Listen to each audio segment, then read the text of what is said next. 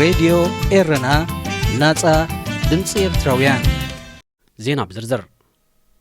ብክሲ ገበናት ኩናት ኣብ ልዕሊ ዩክሬን ናብ ዝገሸሉ ሃገር ተኣሲሩ ናብ ፍርዲ ክቐርብ ትእዛዝ ተመሓላሊፉሉ ዘሎ ፕረዚደንት ሩስያ ቭላድሚር ፑቲን ኣብቲ ትማልዕ 22 ናሓሰ ዝተኸፍተ ዋዕላ ሃገራት ብሪክስ ብቪድዮ ኮንፈረንስ ተሳቲፉ ኣብዚ ፕረዚደንት ኤርትራ አቶ ኢሳያስ አፈወርቂ ዝርከቦም 65 መራሕቲ ሃገራት ኣፍሪቃ ማእከላይ ምብራቕን ላቲን ኣሜሪካን ዝሳተፍዎ ዘለው ዋዕላ ኣብ ህልው ስርዓተ ቁጠባ ዓለምናን ኣጠቓቕማ ናይ ወፃኢ ባጤራታትን ኣብ ዝብል ኣጀንዳ ይዝትሎ ኣባላት ሃገራት ብሪክስ ብራዚል፣ ሩስያ፣ ህንዲ፣ ቻይናን ደቡብ ኣፍሪቃን 5 ሃገራት ጥራይ እኳ እንተኾና ካብዚ ዓመት ዝትሒዘን ልዕሊ 40 ሃገራት ናብ ዝደንበ ንምፅምባር ብወግዒ ከም ዝሓተታ እዩ ዝግለጽ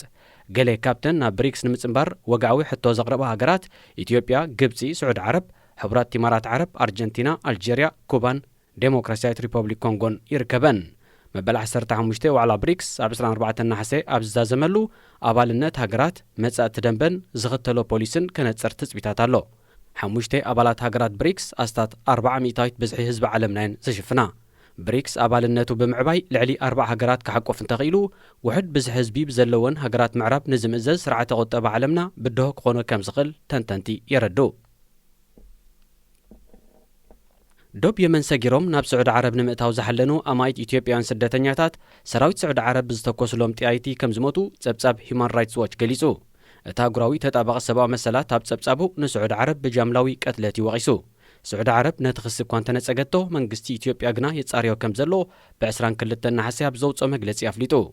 ዓመታዊ ኣስታት 200,000 ዝግመቱ መብዛሕትኦም ኢትዮጵያውያን ዝኾኑ ዜጋታት ሃገራት ቀርኒ ኣፍሪቃ ካብ ገማግም ባሕሪ ጅቡትን ሶማልን ተበጊሶም ናብ የመን ብምእታው ጉዕዞ ስደቶም ናብ ስዑድ ዓረብን ካልኦት ሃገራት ወሽመጥን ንምቕጻል ብዘይሕጋዊ መንገዲ ዶባት ከም ዝሰግሩ ጸብጻብ ሕቡራት ሃገራት የመልክት ምስ የመን ዘዳውባ ከባቢታት ብጽኑዕ እትሕሉ ስዑድ ዓረብ ዋሕዚ ስደተኛታት ንምግታእ ሓይልታታ ጃምላዊ ተኽሲ ከም ዝኸፍትዩ ብተደጋጋሚ ትውቀስ ኣብ ርእሲ እዚ ናብ ስዑድ ዓረብ ሰጊሮም ዝተታሕዙ ድማ ብኣዝዩ ኣሰቃቂ ኩነታት ከም እትቕይዶም ይፍለጥ መንግስቲ ሶማል ንማሕበራዊ ሚድያ ቲክቶክን መልእኽቲ መለዋወጢ ቴሌግራምን ኣብቲ ሃገር ካብ ዝወሃብ ዘሎ ኣገልግሎታት ኢንተርነት ክዕጹ ኣዚዙ እቲ መንግስቲ ኣብ ዘውፅኦ መግለጺ ቲክቶክ መልእኽቲ መለዋወጢ ቴሌግራም ከምኡ ድማ መቋመሪ መርበብ 1xbet ብወግዒ ክዕጾ ዝደልየሉ ምኽንያት ጉጉይን ስነ ምግባር ዘይሓለወን ሓበሬታ የተሓላልፍ ኣሎ ብዝብል እዩ ኣብ ሶማል ዝርከባ ኩባንያታት ምክፍፋል ኢንተርነት ቲክቶክ ንዝርከቦ ማሕበራዊ ሚድያ ክዓጽዎ ትእዛዝ ከም ዝተዋህበን ሚኒስተር መራኸቢታት ጃማ ሓሰን ከሊፍ ኣረጋጊጹ እተን ኩባንያታት ዝተዋህበን ትእዛዝ ክሳብ 24 ናሓሰ ኣብ ግብሪ ከውዕለን አልሸባብ በቲክቶክን ቴሌግራምን እናተጠቕመ ንጥፈታቱን ፕሮፓጋንዳታቱን ይነዝሕ ከም ዘሎ ዝወቐሰት መንግስቲ ነዚ ማሕበራዊ ሚድያ ክዕጾ ዝእዝዝ ዘሎ ኣብ ልዕሊ ትዕጡ ጉጅለ ካልኣይ መድረኽን ወሳንን መጥቃዕትን ንምክያድ ኣብ ዝብገሰሉ ዘሎ እዋን እዩ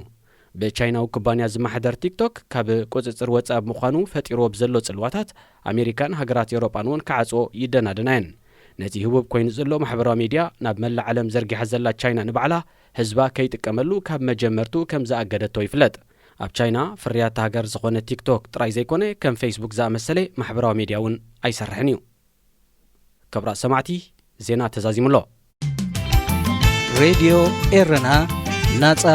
ድምፂ ኤርትራውያን